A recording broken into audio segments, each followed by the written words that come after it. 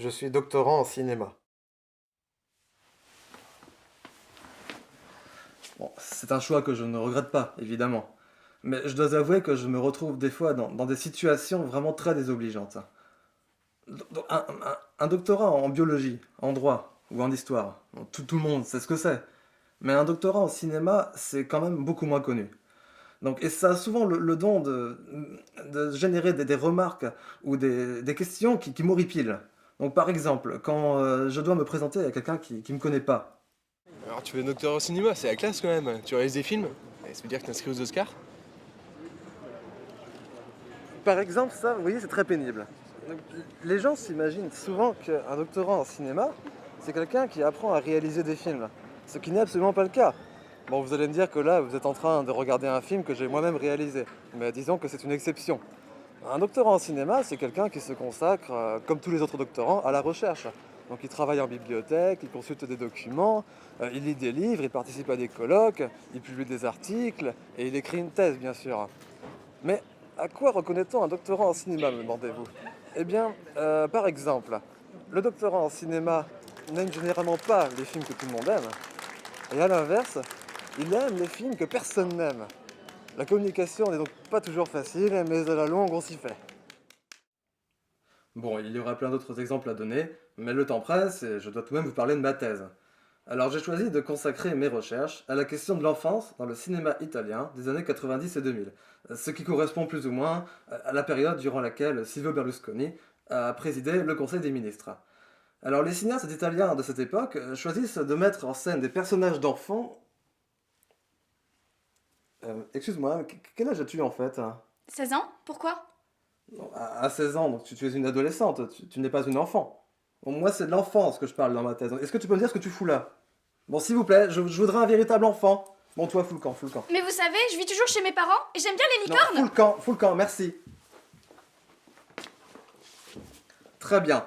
Donc, que disais-je? Oui, alors ces personnages d'enfants servent souvent à signifier de manière souterraine les impressions des cinéastes italiens sur ce qui se passe dans leur pays, hein, donc que cela soit d'un point de vue politique, social ou culturel. Alors, il faut savoir qu'en latin, le mot enfant se dit infans, celui qui ne parle pas. J'ai en effet remarqué que dans les films italiens, souvent les personnages d'enfants ne parlent pas ou très peu, comme si quelqu'un ou quelque chose les en empêchait. Donc d'ailleurs... Je suis pas d'accord. Je Non, pense plutôt ta que... gueule. Occupez-vous d'elle, s'il vous plaît. Merci beaucoup. Et ces personnages d'enfants, disais-je, se retrouvent souvent dans une position de simple témoin oculaire, complètement impuissant. C'est le cas notamment dans Les Enfants volés ou encore dans Libéraux. Tu confirmes? Et c'est donc que ces personnages assistent du coup de manière totalement impuissante à des choses assez atroces qui se rapportent aux problèmes de l'Italie contemporaine. Viols, disputes, meurtres, prostitution, drogue, etc., etc. Et contrairement aux personnages d'enfants du cinéma hollywoodien par exemple, les enfants du cinéma italien ne sont pas des super-héros qui ont le pouvoir de résoudre les problèmes ou de sauver le monde. Bon, rentre ta mère, toi! Non, ce sont des enfants normaux qui pleurent, qui subissent ce que leur infligent les adultes. Donc du coup, pour échapper à cette situation, beaucoup d'enfants du cinéma italien se réfugient dans le jeu, ou encore dans des mondes imaginaires inaccessibles aux adultes. C'est le cas par exemple dans Libéraux, ou encore dans Les Feux où j'ai grandi. Cela dit, beaucoup d'adultes réagissent de la même manière. Je pense notamment aux personnages joués par Roberto Benigni ou Nanni Moretti, ce qui les rend très immatures. C'est une situation qui est typique de l'Italie, et non pas de la France. Oh, chouette! Bon, excusez-moi, mais je vous laisse.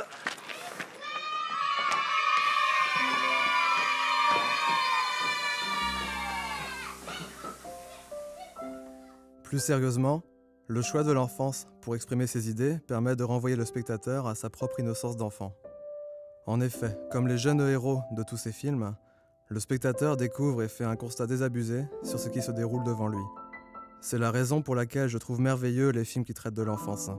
Comme l'ont si bien compris les Italiens, regarder l'enfance revient en effet pour le cinéaste comme pour le spectateur à regarder sa propre enfance pour mieux redécouvrir le monde avec des yeux neufs. Alors, tout devient possible.